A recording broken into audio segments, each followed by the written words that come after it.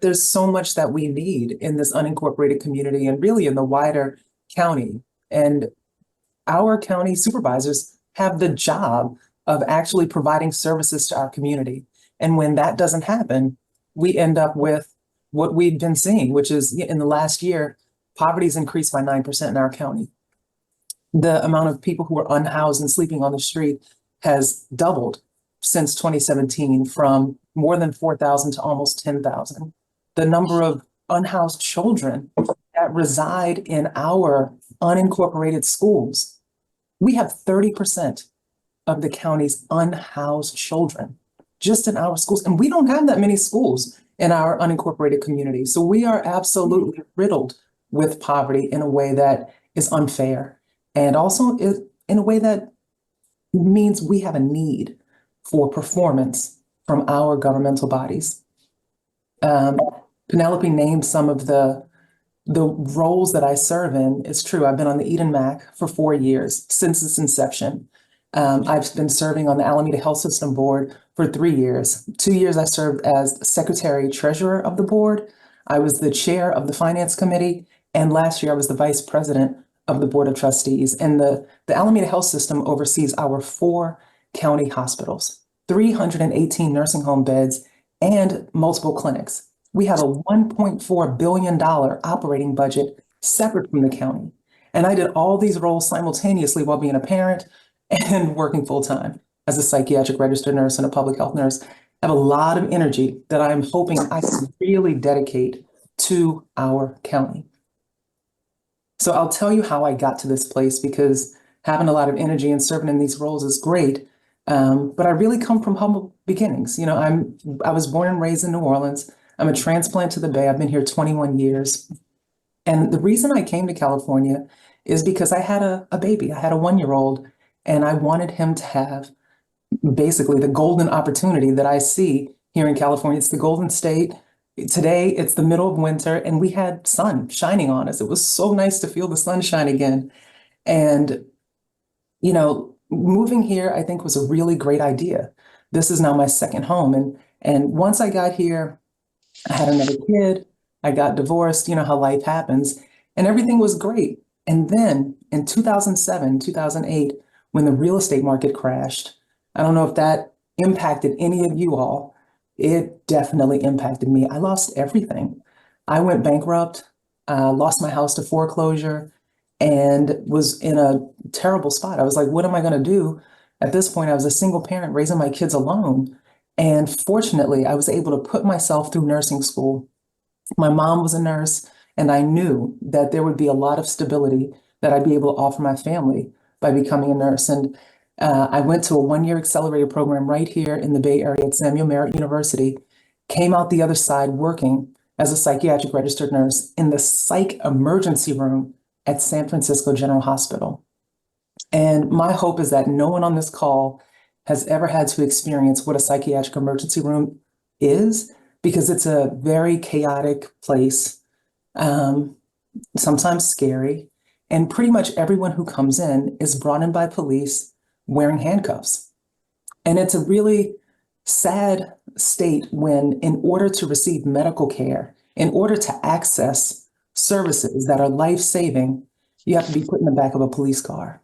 For some reason, that just never sat right with me and never made sense. But it was my job to help people get their humanity back, get their dignity back, basically recompensate in 23 hours or less. And then boom, they're back out on the street.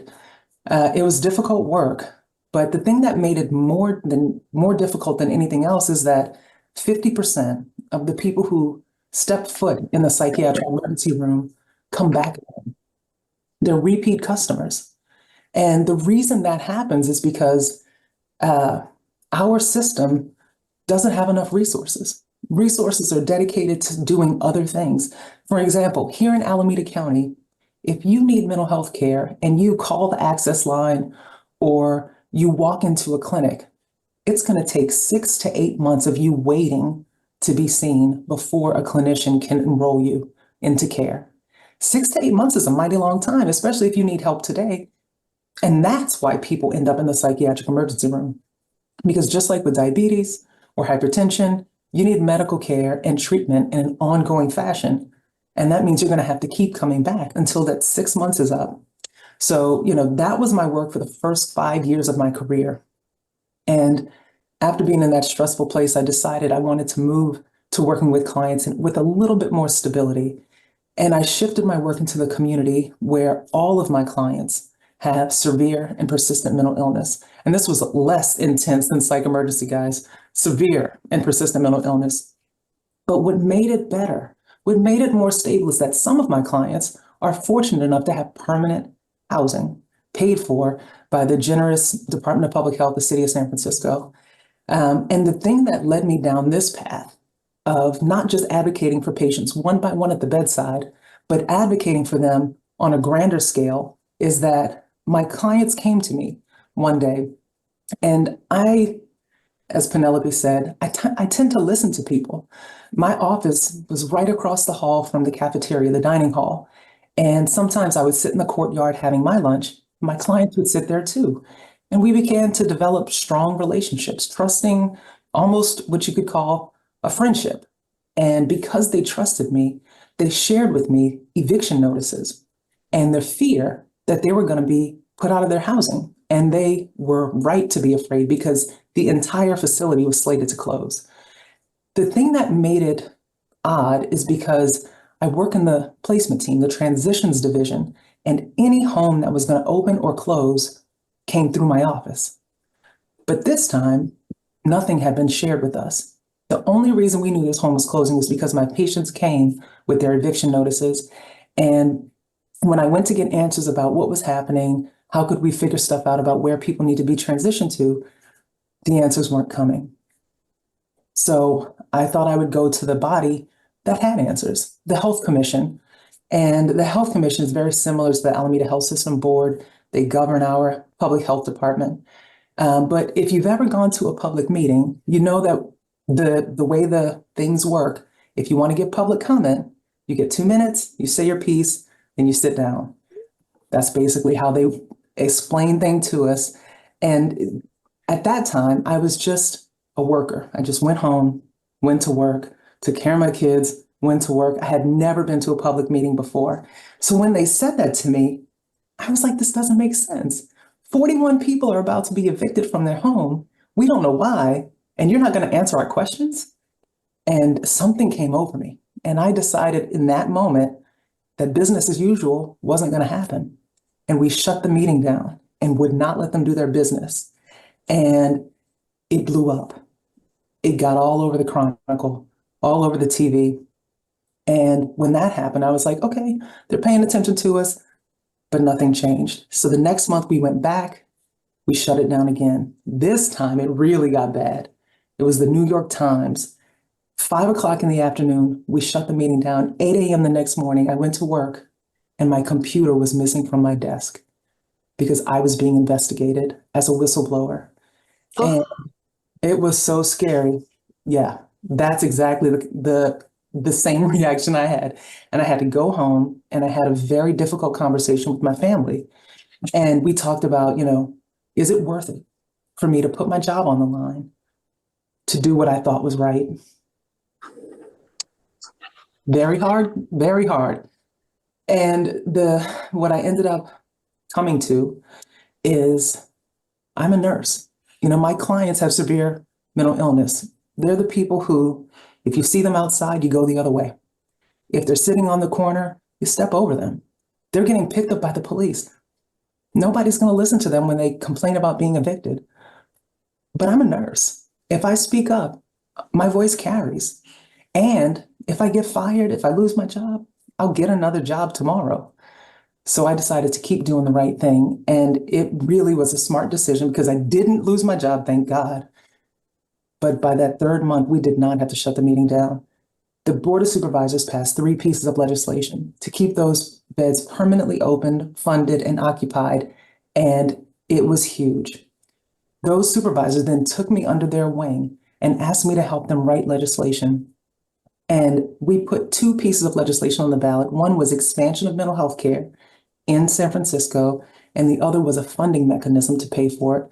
And the funding mechanism was a tax on excessive CEO income. the difference between the lowest paid worker and the highest paid worker, and it was 1.01%. And right now, the voters said yes to both of those things. So we expanded mental health care, paid for it by taxing CEOs, and it's raising $170 million today, annually. That's the kind of work that we can do here in Alameda County. We can expand services, and if we need to tax anybody, it's going to be the richest among us. Hopefully we won't have to tax anybody, because honestly, here in Alameda County, we've got a $4 billion budget. There's plenty of resources to cover everything.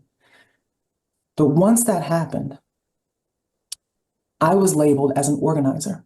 My union picked me out of the crowd. They said, Jennifer, you're the best organizer we've got. And that's how I became the vice president of organizing. They appointed me into the role. And right after that, COVID happened. And when COVID happened, it became such a huge thing for all of us. Nobody really knew what was happening. People were dying and getting sick. And here in the unincorporated community, we were impacted even more than any other place. In Ashland, where I live, in Cherryland, in Fruitvale, and in Deep East Oakland, people were getting sicker and dying more and faster than other parts of Alameda County. And the things that our communities have in common is that we're browner, we're blacker, we're poorer, and we have less access to representation. And that galvanized me. You know, I said, here I just won this huge fight. We got legislation passed. We expanded mental health care. We taxed the rich to do it. I'm a public health nurse and I know how to organize. Why don't we go make state policy to protect people when it comes to public health? Why don't we go make state policy to fund public health differently? And I decided then to run for state assembly. And you guys might be like, wait, Jennifer, I thought you were running for supervisor. I am. Let me tell you what happened. It was so exciting. And this is when I first met Penelope, when I was on the campaign trail. It became very political. I launched the campaign in May. By December, the incumbent dropped out of the race. And I thought I had won. I was like, oh my God, did we just win? Well, it became an open seat. And then other people jumped into the race. And independent expenditure money started to pour in. Millions and millions of dollars poured in. And it became the fourth most expensive race in California. And none of that money was spent to support me winning. Naturally, unfortunately, I lost by 1%. And it was such a close loss that, you know, many people were impressed, and they literally said to me, Jennifer, you've outperformed. We didn't think you'd do that well. And I was crying. I'm like, do well? I lost. I didn't win. However, they were right, because to come that close in a race with so much spending that, you know, how could I ever have really competed as an unknown, as a nurse, as a, you know, putting in all my time between the Eden Mac and the health system and working full time while running a campaign? I think I did overperform. But, you know, after that, people came and they said, you're going to have to dry your tears and you're going to have to try again, because in Alameda County, we need exactly what you were trying to bring. We need public health system reform. We need mental health care to be expanded. We need our criminal justice system here in the county. 73 people have died in our jail since 2014. Something's got to give. We need sheriff oversight, and we can't get it. People are on the street, and you just saved people from getting evicted. We need housing justice. And they said, Jennifer, you have to try again. So here I am, trying again, because they're right. There's only 5 people on the Board of Supervisors that control our $4 billion budget, that control housing and homelessness services and social services. There's only 5 people that have a say about whether or not we get sheriff oversight. And in the unincorporated community, 2 out of those 5 people represent us, and neither of them live in the unincorporated community. People start voting in 3 weeks. And because there are only 2 candidates in this race, myself and the incumbent, we have the opportunity for direct representation right now. We have the opportunity to get someone from the unincorporated community to be our elected representative who cares about us, who knows what it is to walk down the street and suddenly the sidewalk disappears. It's right? I mean, we have real issues, and some of them feel so simple to fix. And yet, after 24 years of the same representation, it is still not happening.